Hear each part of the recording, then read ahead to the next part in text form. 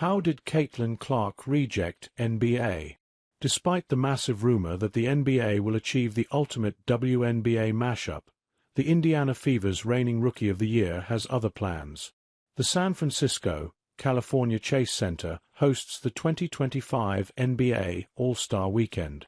Still, it would have Indiana Pacers ties if they could utilize Caitlin Clark's star power during the festive event.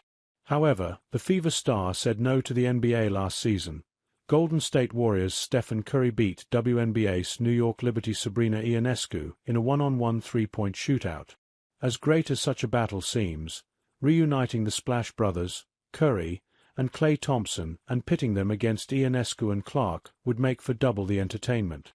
According to ESPN's Shams Charania, Clark simply wants to wait for the WNBA's event. As a loyal player, Clark opted to wait to participate in the 2025 WNBA All-Star three-point shooting contest in Indianapolis, Indiana, before collaborating with the NBA's All-Star Weekend. She wants her first three-point contest to be at WNBA All-Star in Indianapolis this summer, Clark's representative at Excel Sports said.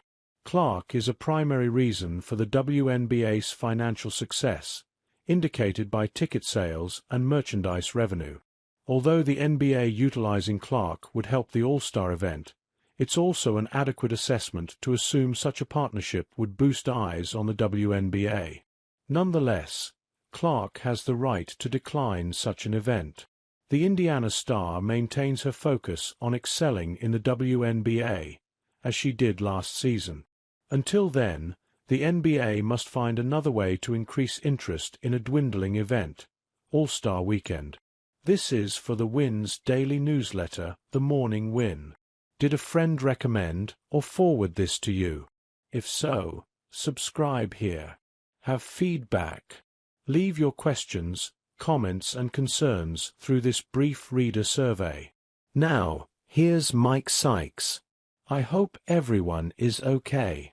That was my only thought last night as I watched the local news broadcast here in D.C. We'd learned that an American Airlines jet collided in midair with a Black Hawk military helicopter on Wednesday night. The plane was carrying 60 passengers and 4 crew members. The helicopter was carrying 3 service members. Officials believe there are no survivors.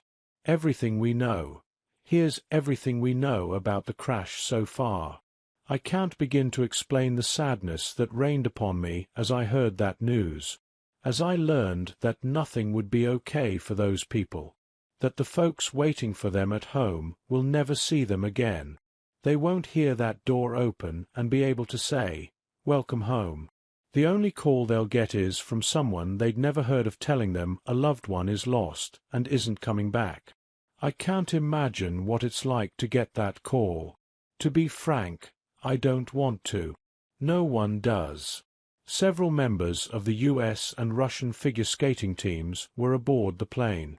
They were returning from the US Figure Skating Championships in Wichita. They flew together with coaches and family, all just trying to make it back home. This is unspeakably sad. There are no words for it. There aren't enough platitudes to make it okay. It's just not, and it never will be.